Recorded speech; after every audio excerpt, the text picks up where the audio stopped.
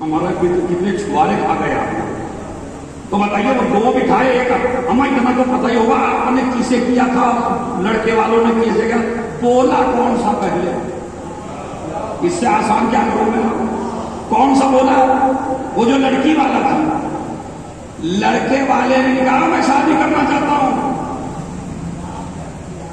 لڑکی والے نے کہا میں اپنی موکلہ کی شادی آپ کے موکل سے کرتا ہوں اب وہ لڑکے والا کہتا کبھی تو میں نے قبول کیا تو بیچارے کی اس کی خطا بس یہی ہے کہ اس نے قبول کیا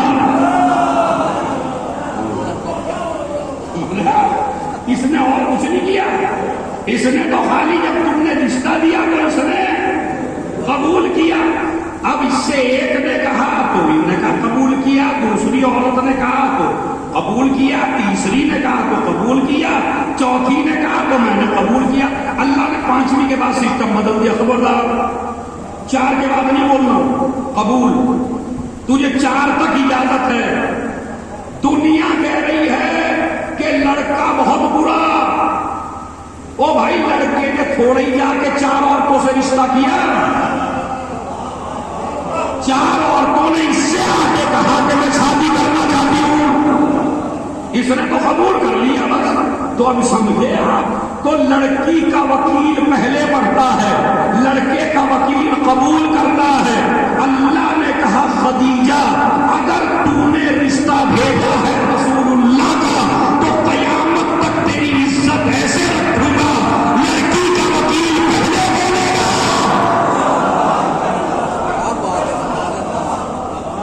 صلوات میرے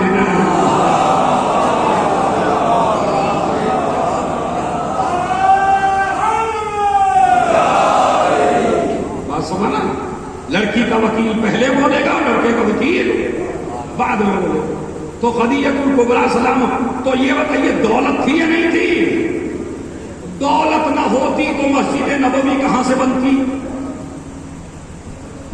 دولت نہ ہوتی تو تمہارے آبا و اجداد اسلام قبول کیسے کرتے آج بھی اگر کوئی آدمی مذہب شیعت سے اہل سنت کی طرف اور اہل سنت سے مذہب تشیع کی طرف اگر آ جائے تو گھر والے کھانا پانی بند کر دیتے ہیں اور میں آپ کو تاریخی ثبوت دوں جب معاویہ نے اسلام قبول کر لیا چاہے جیسے کر لیا چاہے جیسا کر لیا تو اس کے باپ نے اسے گھر سے نکال دیا ابو سفیان اور کھانا پانی بند کر دیا اس کا مطلب یہ ہے اگر بیٹوں کا دین الگ ہو اور باپ کا دین الگ ہو تو باپ اپنے گھر سے اپنے بیٹوں کو نکال دیتا ہے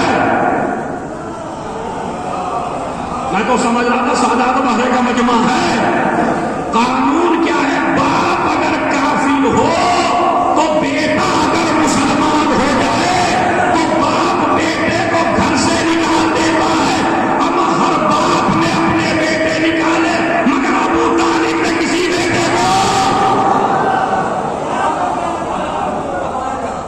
بتائیے کیا نکالا تو اگر خدیجہ کی دولت حلال کی دولت نہ ہوتی تو رسول اللہ اسے خرچ کرتے کہیں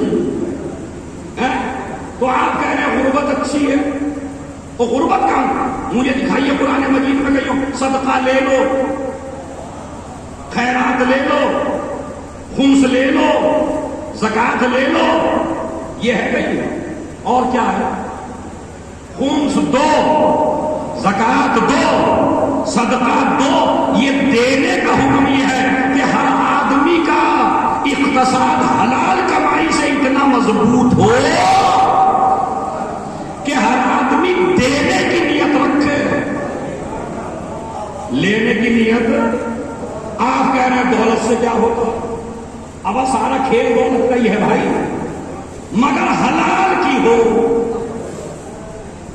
حرام کی دولت اگر خدیجہ کی دولت حلال کی دولت نہ ہوتی تو اللہ ان کی دولت کو کبھی اپنی دولت یہ سب سے بڑا ریزن ہے رسول اللہ اسے خرچ نہ کرتے ابھی میں آپ کو سناتا ہوں کعبہ جو ہے وہ پہاڑیوں کے بیچ میں کعبہ پہاڑیوں کے بیچ، کعبہ نیچے، پہاڑیاں چاروں طرف اوپر. آج بھی ایسا ہی ہے، جا کے دیکھ لیجیے. ویسے تو ہمارا شیعہ بیچارہ حج پہ جانے کو تیاری نہیں، جب جائے گا جب اس کے یوں ہونے لگے گا، کب کب آنے لگیں گے بالکل، یعنی جب اپنے ہی لائق نہ رہا یہ. تو اب ابا بیٹے کہتے ہیں ہم نے سوچا ابا کو حج پہ بھیج دیں. اب کاہے کے لیے بھیج دیں بھائی؟ اب اس کے بس کا کیا رہ گیا؟ 70-80 بکرے واجب کرا کے آ جائے گا یہ ابا کفارے کے، چونکہ احکام ادا نہیں ہوتے. اب ہمارے کسی مولوی نے پتہ نہیں کتنی گہری تبلیغ کی جس کا اثر آج تک نسلوں تک ہے ہماری. کہا جی اب میرے پہ کہاں واجب ہو گیا، 3 تو بیٹیاں بیٹھی اور 2 بیٹے بیٹھے، اور ویسے تو میرے پہ کافی دولت ہے، لیکن مولانا 10 لاکھ اس بیٹی کے، 10 لاکھ اس بیٹی کے، 10 لاکھ اس بیٹی کے، اور 8 لاکھ میں ان کی بھی شادی ہوگی ہے جو 2 ہیں. اب یہ بتاؤ میرے پہ کہاں بچا، میرے پہ کہاں حج واجب ہے؟ یہ تو پہلے میں ان کی شادیاں کر لوں. اللہ کو رسول اللہ کو پتا تھا یہ مسلمان بہانے باز ہے، اسی لیے کہا کہ مہر واجب ہے، جہیز واجب نہیں ہے. تو پہلے تجھے کس نے کہا بھائی؟ تجھے رسول اللہ نے کہا کہ تو 10 لاکھ میں شادی کر بیٹی؟ کیا رسول اللہ نے اپنی بیٹی کی شادی نہ کی؟ تو جیسی رسول اللہ نے کی ویسی تو کر لے. کوئی ضرورت تھوڑی ہے کسی منسٹر کی لڑکی کو دیکھ کے تو چاہے منسٹر جیسی کروں. اور جن کے لیے تجھے صلوات پڑھ محمد،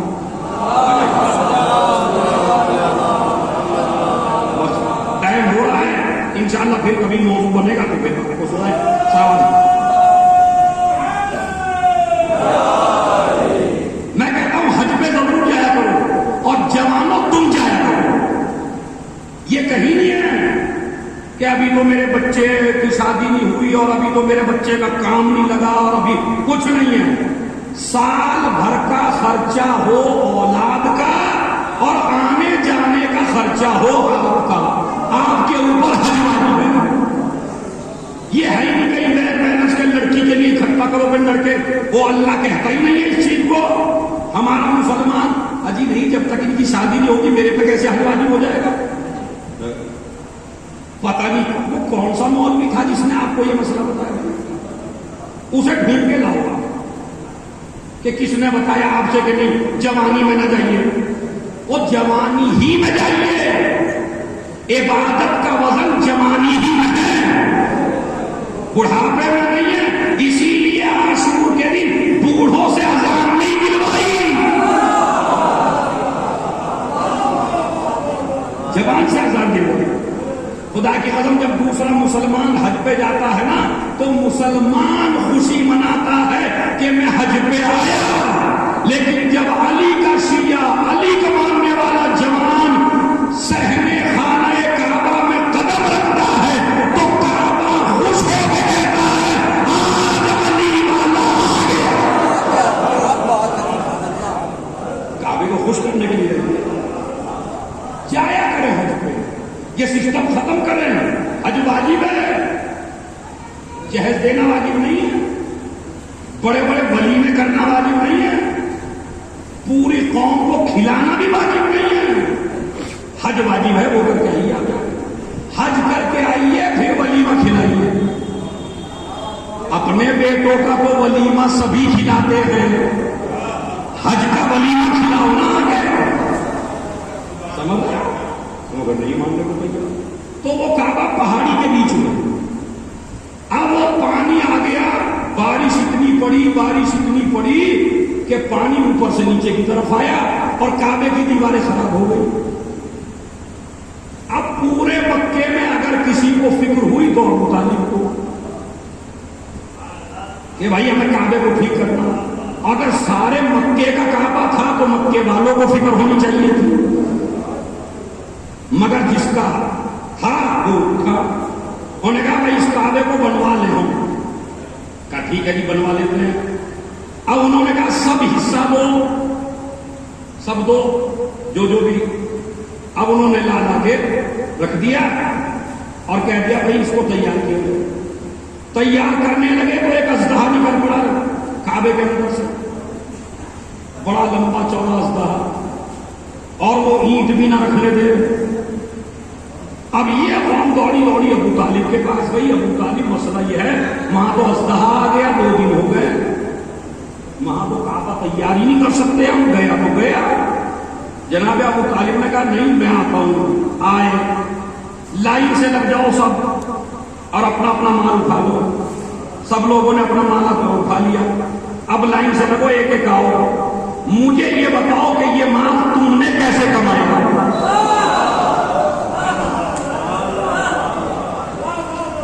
میں توجہ کرتا ہوں, تم نے یہ مال کیسے کمایا.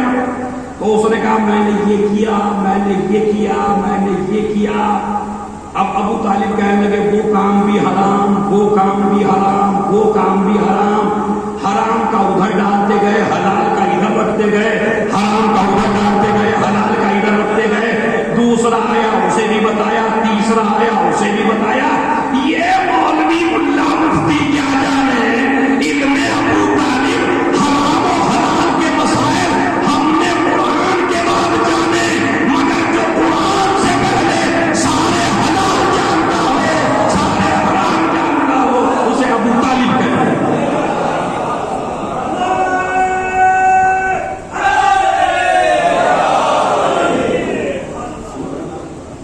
سارے حلال و حرام, حلال کا دیتے جاؤ, حرام کا لیتے جاؤ, حلال کا دیتے, سارا اکٹھا کر لیا.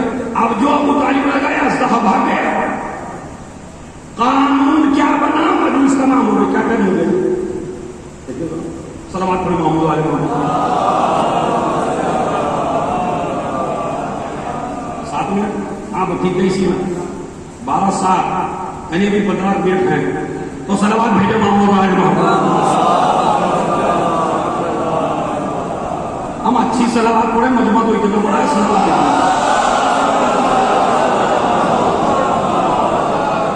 ابھی سنی. قانون کیا بنا کہ پاکیزہ جگہوں پر حرام پیسہ نہیں لگ سکتا, اور یہ سیرت ابو طالب ہے. تو مسجد بناؤ تو حلال پیسے سے, ایمان والا بناؤ تو حلال پیسے سے, کوئی بھی کام کرنا ہے حلال سے کرنا ہے, حرام سے کرنے والے نہیں ہیں. اگر اللہ کو ہر طرح کی دولت چاہیے ہوتی تو اسلام کے پھیلانے میں ہر صحابی کی دولت لے لیتا اللہ.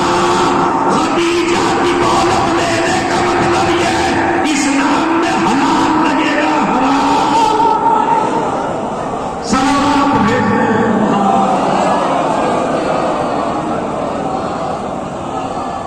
حلال کرنا. بس میں نے آپ کو یہ بات تمام کر دی کہ یہ دنیا اور یہ دنیا الگ الگ نہیں, آخرت اور دنیا الگ الگ. بس میں ایک بات آپ کو سنا تو چھوٹا سا اور کہنا چاہوں, یہ جو چل رہی نا آج کل بات خطبوں میں, اس میں قبر میں سانپ ہوں گے اور بڑے بڑے بچھو اور کیڑے مکوڑے اور کھائیں گے اور کاٹیں گے. آپ نے کتنوں کی قبر کھودی, ملا آپ کو کوئی سانپ؟ بتائیے, کوئی سانپ ملا آپ کو؟ بھائی کئی کی قبر کھودی ہوگی آپ نے, اور اگر ملا ہوگا وہ بھی نکل کے بھاگ گیا ہوگا, مگر قبر میں نہیں ہے سانپ بچھو. یہ ہم کو جو بات و نصیحت کی گئی اس قبر میں سانپ ہوں گے, بچھو ہوں گے, بالکل غلط ہے. میں صحیح کہہ رہا ہوں بالکل. نہ قبر میں سانپ ہے نہ قبر میں بچھو, بشرطے کہ آپ اپنے ساتھ سانپ بچھو نہ لے کے جائیں. ہاں یہ نہیں, قبر میں اگر تم ہی سانپ لے گئے تو اللہ کیا کرے اس میں یار. اللہ نے تو سانپ بچھو اڑا دیے سارے, مگر تم اپنی بغل میں لے کے گئے سانپ, تو پھر اللہ کیا کرے اس میں. تو اس کا مطلب ہے قبر میں سانپ بچھو نہیں ہے, سانپ بچھو ہے دنیا میں.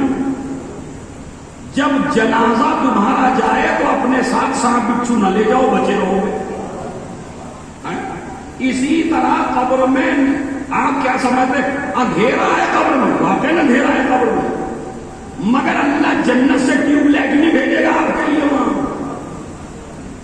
روشنی بھی یہیں سے لے جانی ہے، تکیہ بھی یہیں سے لے جانا ہے، چادر بھی یہیں سے لے جانی ہے، مخمل بھی یہیں سے لے جانا ہے، لے جانا سب یہیں سے ہے۔ اب یہ تمہیں اختیار ہے، چاہے نور لے کے چلے جاؤ، چاہے سانپ لے کے چلے جاؤ۔ اب میں آپ کو بتاتا ہوں یہ سانپ بچھو کیا ہے وہ بھی سن لیجیے، صلوات اچھی سی پڑھ رہے، مجلس تمام ہو گئی۔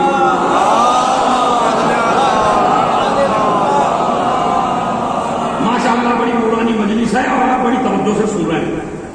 ہر مجلس میں اگر اسی طرح ایک پیغام چلا جائے تو بڑا قوم کی اصلاح ہو جائے۔ تو سانپ بچھو کیا ہے وہ سنیے۔ امام کی نبی کی خدمت میں ایک شخص آیا اور کہنے لگا میرا اقتصاد بڑا خراب ہے، تو نبی نے یہ امام نے کہا کوشش کر اور ہم پر صلوات پڑھ۔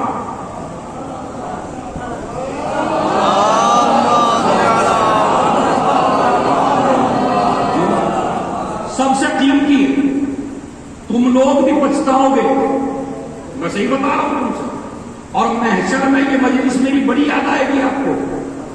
سب سے زیادہ وہ آدمی پچھتائے گا جس نے زندگی میں سب سے کم صلوات پڑھی ہو۔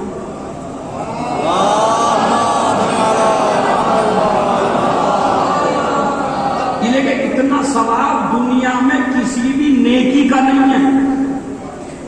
میزان میں سب سے زیادہ وزنی چیز اگر کوئی ہے تو وہ ہے صلوات، جو ہمارے درمیان سے مجلسوں سے محفلوں سے نکلی جا رہی ہے۔ ہم صلوات پہ زیادہ توجہ نہیں دیتے اور مرے اور جب وہاں دیکھے گا صلوات کا ثواب، اللہ سے کہے گا پروردگار مجھے دوبارہ بھیج دے، کچھ نہیں کروں گا علاوہ صلوات کے۔ تو اس کا رواج ہے، اس لیے کہ میں کہتا ہوں اسلام میں سب سے قیمتی ہے نماز، نماز سے بھی جو زیادہ قیمتی ہو وہ ہے صلوات۔ لیکن نماز کے بغیر امام شافعی تک نے کہا اے آل محمد تمہاری فضیلت کے لیے اتنا ہی کہہ دینا کافی ہے کہ جس نماز میں آپ کے صلوات نہ ہو وہ نماز تو پورا دین ٹکا ہے نماز پر، اور نماز ٹکی ہے صلوات۔ اور اس کے فائدے سن لیجیے، نحوست کو دور کرے تو صلوات، اقتصاد کو مضبوط کرے تو صلوات، گناہوں سے پاک کرے تو صلوات، میزان عمل میں وزن بڑھائے تو صلوات، صحیح ہے، انسان کو بالکل ایسا کر دے جیسے اس نے کوئی گناہ ہی نہ کیا ہو وہ صلوات۔ تو جب انسان کے گناہ زیادہ ہو جائے صلوات پڑھنی زیادہ شروع کر دے تاکہ بڑاش ہوتا رہے، دھلتا رہے، پاکیزہ ہوتا رہے۔ تو اسے بتایا، مگر یہ نہیں کہا خالی صلوات پڑھ اور کام چلا۔ کبھی سنجھاولی کے جوان بھی گیا ہمیں کام کی کیا ضرورت ہے، مولانا نے نسخہ بتا دیا۔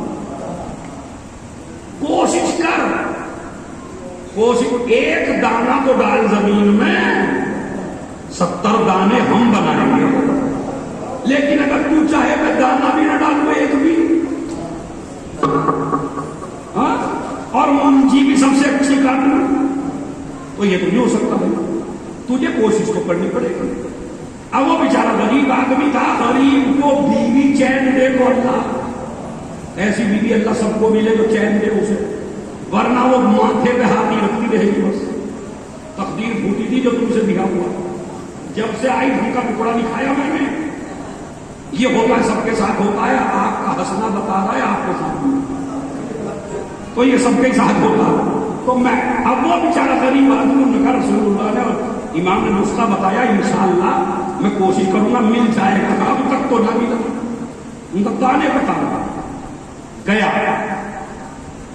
عمل کر رہا ہے، کوشش کر رہا ہے، پھاوڑا مارا ایک جگہ زمین میں، دیکھا تو ایک پتیلا سونے چاندی سے بھرا ہوا، بھائی صحیح بتایا تھا نبی امام کو، بس اٹھا کے چلا، مائنڈ میں کوئی بات آئی، پھر اسے لے جا کے وہیں دفن کر گیا گھر۔ بیوی کہنے لگی آج کچھ ملا؟ کہاں آج تو بڑا خزانہ ملا۔ کہاں ہے؟ کہا وہیں دفن کر دیا۔ کیوں؟ کا امام نے کہا تھا خزانہ آسمان سے ملے گا.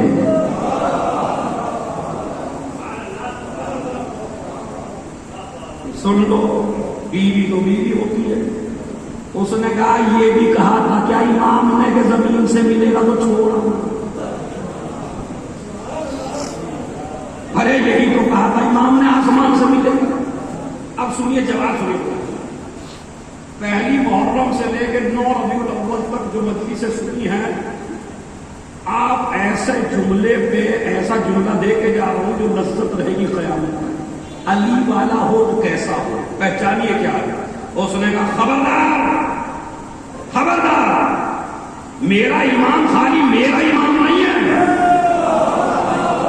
اس کے پاس حاجت کے خالی میں ہی نہیں گیا، پوری دنیا اس کے پاس آتی ہے. بھلا میں کیسے اٹھا لاتا؟ ہو سکتا ہے آسمان کا پتہ مجھے بتایا ہو، زمین کا پتہ کسی اور کو بتایا. ایک سلام تو بھیج دے.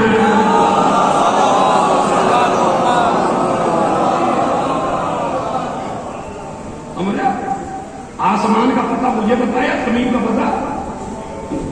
اب وہ تو میں شروع ہو گیا تو.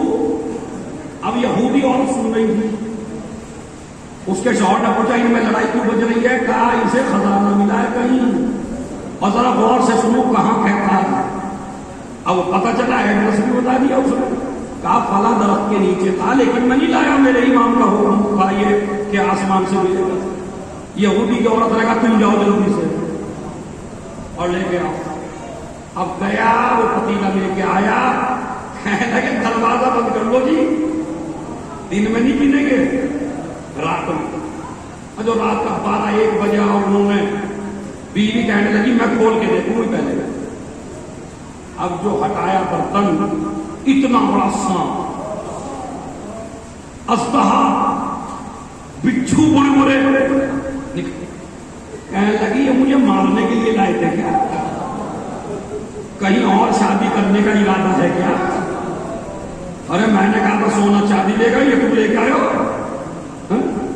وہ کہتا ہے میں اپنے مذہب کی قسم کھاتا ہوں یہ تو سونا ہی چاندی تھا. کہنے لگی مجھے ہی پاگل بنا رہے ہو تو یہ میرے گھر میں آ کے ساتھ بچھو کیسے بن جائے گا؟ اور سونا چاندی کا تو سونا چاندی رہنا چاہیے، جب وہاں تھا تو یہاں کیوں نہیں ہے؟ آئیے مجھے نہیں پتا تھی، لیکن لایا تو سونا چاندی. کہنے لگی کبھی کم وقت نے سے جادو نہ کر دیا ہو مسلمان نے. تم ایسا کرو جی میرے ساتھ اٹھو اور اسی کے گھر میں ڈال دیتے اس کی بلا. اب وہ چھت پہ پہنچے دونوں میں بیوی، اور انہوں نے اس پتیلے کو انہوں نے الٹنا شروع کیا. ادھر مومن مصلی عبادت پہ تھا، بیوی سے کہا دیکھ میرے امام کا وعدہ سچا ہوا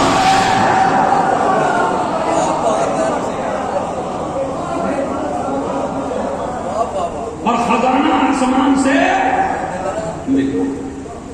آپ نے داد بھی دے دی، مسئلہ بھی حل ہو گیا، مجلس بھی ہو گئی.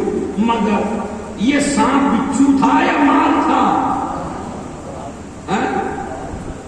یعنی جب اہل کے پاس پہنچا تو مال تھا.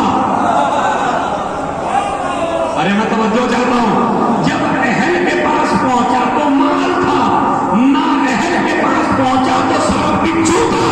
تو اللہ نے قبر میں سانپ بچھو پیدا نہیں کیے. اگر کسی کا مار کے جاؤ گے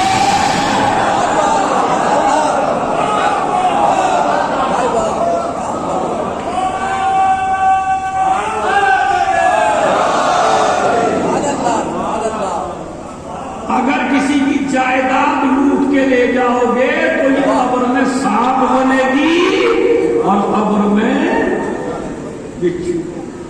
یہ سمجھ نہیں جاؤ تو کسی کا مال مار کے لیا.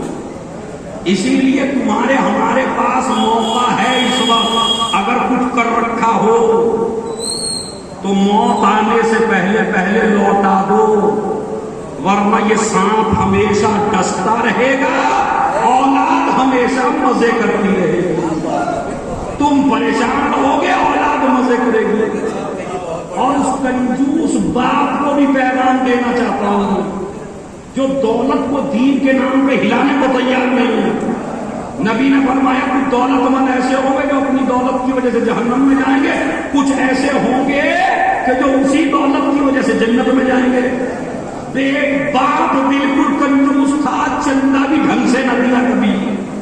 مسجد امام باڑے میں بیٹا سخی تھا، اس نے امام باڑے میں دیا، مسجد میں دیا، تبرک میں دیا، باپ پہنچا اسی مال سے جہنم میں۔ تو میاں اپنے راستے کے کانٹے خود ہی ہٹا لو نا، بیٹا بھی 40 مئی کروا دے گا بس، اس کے علاوہ آپ سوچ رہے اور کچھ کر دے گا آپ کے لیے؟ اور جب تم نے اپنے باپ کے لیے کچھ نہ دیا تو جب باپ نے اپنے باپ کے لیے کچھ نہ دیا تو بیٹا اپنے باپ کے لیے کیوں دے گا؟ وہ بھی دوستوں کو کھلا دے گا 40 میں کے چاول، اس کے علاوہ پھر تم کہیں اور تم بس عزیزو، یہ موت بڑی بھیانک بھی ہے اور یہ موت بڑی سیدھی بھی ہے۔ اگر یہ حق کے ساتھ ہو، حسین کے ساتھ ہو تو اہلا میرا پسند ہے، اور اگر یہ موت باطل کے ساتھ ہو، کسی کا مار کے ملک مر گئے تو پھر یہ موت بڑی بھیانک ہے۔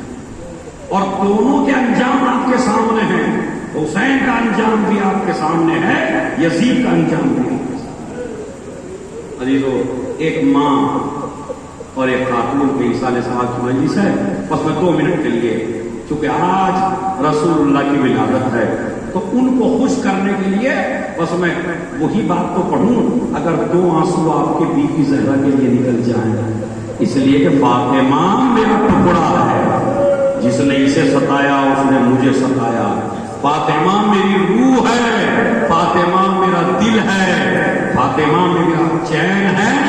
جب فاطمہ آتی تھی نبی کھڑے ہو جاتے تھے، مگر ادھر مسلمانوں نے کیا کیا؟ بات نبی اتنی کمزور ہو گئی، اتنی کمزور ہو گئی کہ اپنے صحن میں بھی آتی تھی تو عصا کا سہارا لے کے چلتی تھی۔